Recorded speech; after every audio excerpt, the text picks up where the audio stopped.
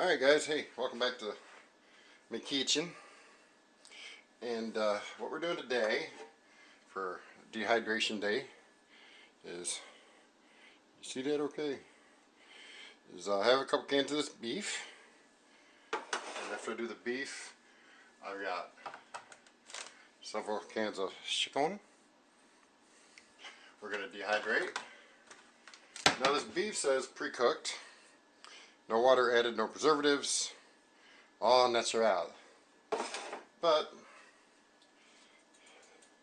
as you can see, there's a lot of juice there, and a lot of fat, which is fine if you're going to throw it from the can into a pan. But when you dehydrate, you don't want no extra fats. So what I'm doing is I just got this started. I'm going to stir it up. I'm going to reduce all the fat off of it.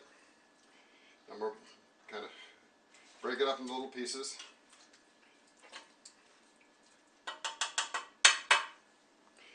And then I'm going to take and dehydrate it. What I'll do though is I'm going to see as how it's still, fresh. And I'm going to throw in some seasoned, can you see that? Seasoned pepper. Just to give it a little bit of extra flavor. One more. Wow. And a squish or two of garlic powder, salt. And seeing as how this is going to be dehydrated, we're going to give it the biggest pieces of garlic we can. A little bit of extra salt. That'll be plenty, won't take much. And then just a dash of lemon pepper. Uh-oh, I'm out. Almost. So, we're going to get all of this stirred up, break all these big pieces into littler pieces. Once that's completely cooked, and I got this to a low rolling boil, I'm going to take and dump it in my strainer, strain it. Then I'm going to rinse it off to get as much of the fat as I can off of it. Then we're going to tray it up and go from there. So once I get it all cooked up, and just before we start traying it up, I'll bring you guys back in here and let you see what we're doing. See you in a little bit. Okay, we're back. And just turn the heat off. Brought it up to a nice rolling boil. Got all the fat cooked off meat. All the meat is no longer red looking, which means it's been cooked. And just for you safety nerds,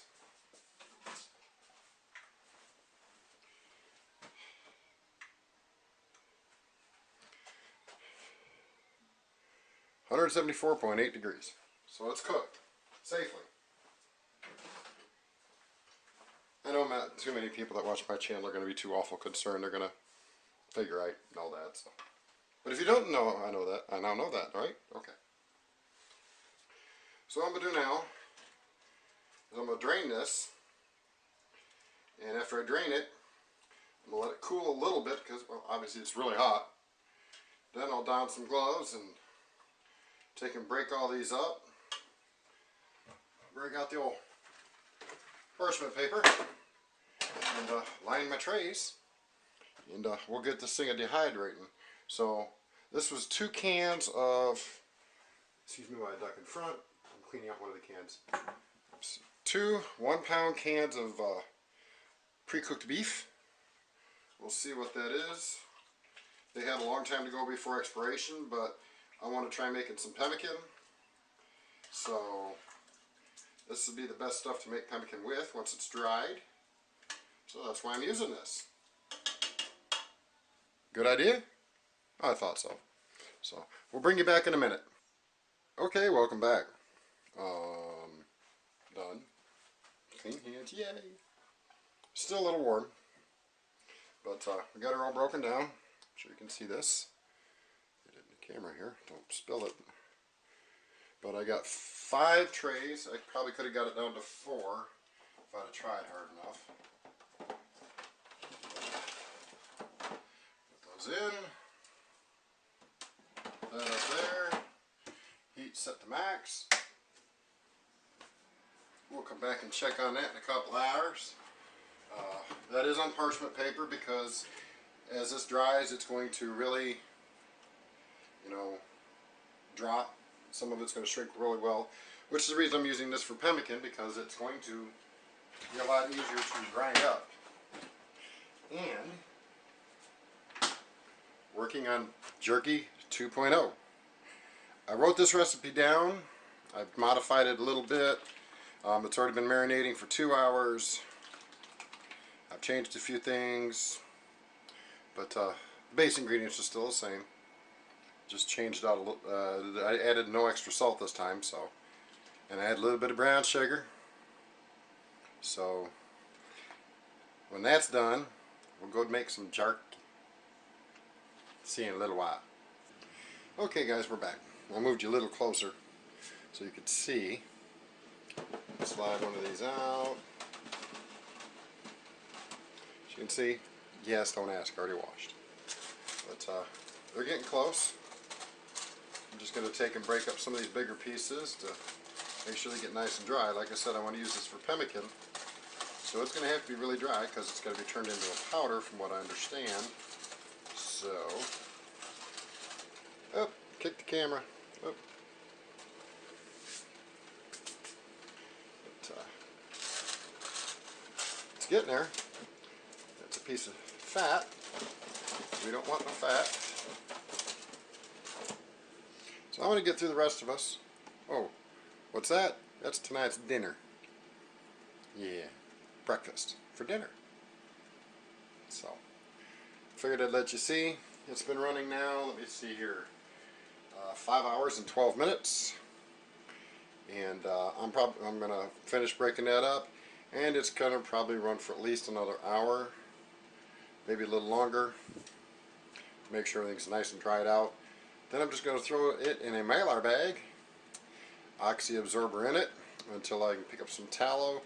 And then I'm going to pick up some blueberries, dehydrate them. And when it's all done, then I'll make my pemmican. So I'll let you see it when it's all, how much we get when it's all done. Like I said, we started out with 2 pounds. We'll see what happens when we're done. Okay, we're back. Got it all out. And that's 2 pounds. Comes up to about the, comes up to about here. Oops, down there. There you go, silly. So I gotta let it cool off a little bit. Then I'm gonna throw it in a couple Mylar bags. Throw one of these Eat It Please packets, and we'll do that part.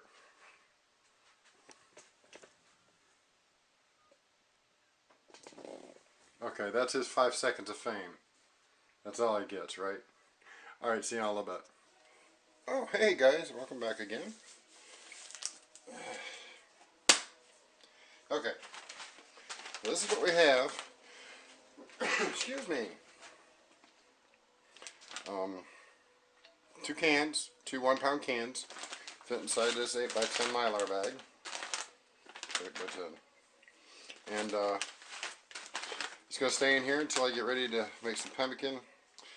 I got to pick up some tallow and some. I've got some berries already, so that's good. So let's throw this up in here for a minute. Check out what we got going on. Yeah.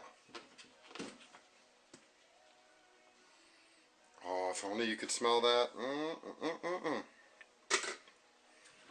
Well, just like last time. How's that look? Does it look good? Just like last time, I'm going to put it on my little rack, dab the excess off, rack it up, and get her cooking. I've already posted the recipe for this on the first Thursday cooking video. I'll try and throw a card or a link up to it if you've missed it, so you can catch it. And I'll get this part done and we'll talk to you in a minute. Oh, you're back. I was just trying to clean up a little bit here. Get some of this juice off the counter. Put that there for a moment. So after 1 pound, roughly, of beef. See that? Okay, this has actually got a little too much marbling to it for long-term storage. Oops, get up in there. but for as fast as we eat jerky around here, it's good enough for now.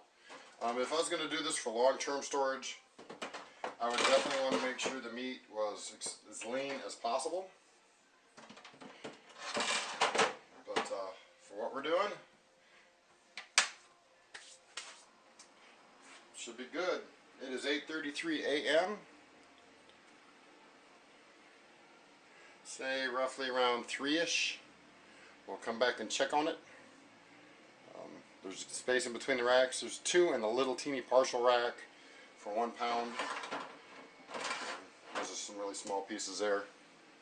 So we'll be back in about 6 hours. See you then. Oh, hey, you're back just in time. Well, give me a little. Clean the hands here. Yes, there's salt there. Okay. It has been 6 hours and 15 minutes. And maintenance guys came over, or the maintenance supervisor came over, and he goes, "What's that smell?" I said, "Poo on the log." He didn't believe me, and so I showed him what I was making, and he took a piece and then took a jar. So I don't have as much as I had. And he said it was pretty darn good stuff too. So what I'm going to do, I don't have full trays anymore.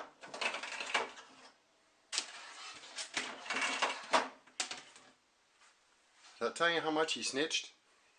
He snitched quite a bit. But I gave him the recipe so he can go make his own. Anywho, this is what's left after a pound of beef. Actually, just a shade under a pound. And what I want to kind of show you is here, I'm going to kind of zoom you down and try and get you in here. It's about the best I can do with this lens. I don't know how well it's coming in the camera. Let me get behind it here. If you look, you can see a little bit of a shine to it. There we go. That's the excess fat draining out. Now for short-term storage, this will be fine. You know, this little bit here isn't going to last maybe 2 days, as long as nobody else snitches any.